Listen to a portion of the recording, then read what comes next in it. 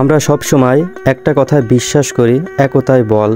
তো সেই স্লোগানকে সামনে রেখে চলছে ড্যানিংয়ের কাজ। আসসালামু আলাইকুম। আমরা এই মুহূর্তে আছি অভয়নগর গ্রামে। আসলে আপনারা সবাই জানেন যে আমাদের অভয়নগর গ্রামের পানি যাওয়ার মতন তেমন কোনো রাস্তা নেই। তো যখন বর্ষাকালে তখন কিন্তু সবার একটা সমস্যার সৃষ্টি হয়। তো যার কারণে একটা ড্যানিংয়ের কিন্তু ব্যবস্থা করা হয়েছে।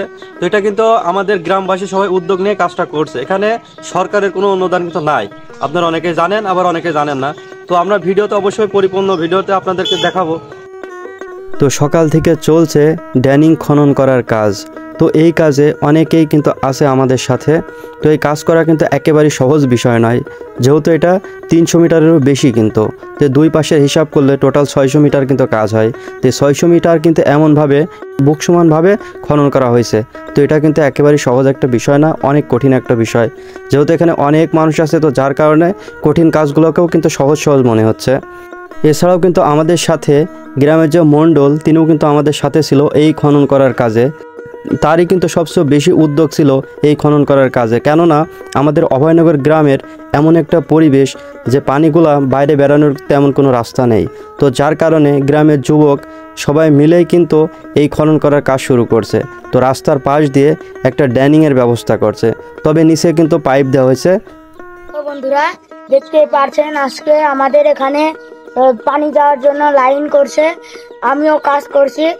তো আপনারা এই কাজটার জন্য একটা লাইক একটা শেয়ার করবেন। তো আমার ছোট ভাই তাজিম, সেও কিন্তু তার মূল্যবান কথা বলল। এবং এখানে কিন্তু তাজিমের আব্বুও ছিল, সে কিন্তু সম্পর্কে আমার মামা হয়। এটা কিন্তু আলাদা ড্যানিং, আমি আপনাদের দেখালাম ওইটা একটা, এইটা হচ্ছে আরেকটা। তো এখানে কিন্তু পাইপগুলো রাখা আছে ড্যানিংয়ের ভিতরে, যে পাইপগুলো দেওয়া হবে। তো পাইপগুলো দেওয়ার পরে ড্যানিং কিন্তু সাধারণত আবার ফের বোঝাই দেবে। তো মাঝে মাঝে কিন্তু একটা বড় একটা গ্যাপ রাখছে, যখন পাইপটা কোনো ব্লক হয়ে যাবে তখন কিন্তু যেন কোনো কিছু দিয়ে একটা ঠেলা দিলে দেখা যাচ্ছে সে ব্লকটা খুলে যাবে। তো যার কারণে কি জায়গায় জায়গায় একটা হট সিস্টেম করে রাখছে। তো আপনারা দেখছেন পাইপ দিয়ে কিন্তু দেখছে যে পাইপটা ঠিকঠাক মতন লাইনে পড়ছে কি নাকি। তো এটা দেখার জন্য কিন্তু 3 জন অলরেডি এখানে আছে। তো দেখার পরে যদি কোনো ঝামেলা হচ্ছে সেখানে কিন্তু কাটিয়ে দিচ্ছে। এছাড়াও যে হদ ছিল, হদটা কিন্তু মিস্ত্রিরা এসে সুন্দর করে ঢালাই দিয়ে দিচ্ছে ভিতরে, যেন 10 বছর 15 বছরের ভিতরে এটার কোনো সমস্যা না হয়।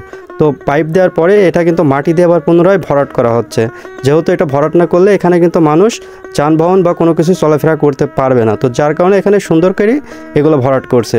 তো আমাদের সম্মানিত কিন্তু যে মণ্ডল সাহেব ছিল, উনি কিন্তু খুবই শ্রম দিয়েছে, আমরা নিজেরাও দেখছি। এছাড়াও কিন্তু সকাল থেকে চলছে কিন্তু এই কাজগুলা। তো একটানা 7 দিন করার পরে এটা কিন্তু সাকসেসফুল অর্জন করছে। আপনারা মনে করেন না যে 3 মিনিটের ভিডিও, তো 3 মিনিটে কিন্তু কাজটা হয়ে গেছে, আসলে বিষয়টা এমন না। তো এবার কিন্তু রোডের যে নিচ দিয়ে একটা কিন্তু সরঙ্গ করতে হবে, সরঙ্গ করার পরে এখানে কিন্তু পাইপ দিতে হবে, নয়তো পাইপ কিন্তু এখানে দেওয়া যাবে না। তো খুবই কষ্ট করার পরে দীর্ঘ 5 ঘন্টা কষ্ট করার পরে এই সুড়ঙ্গটা কিন্তু করা হয়েছে।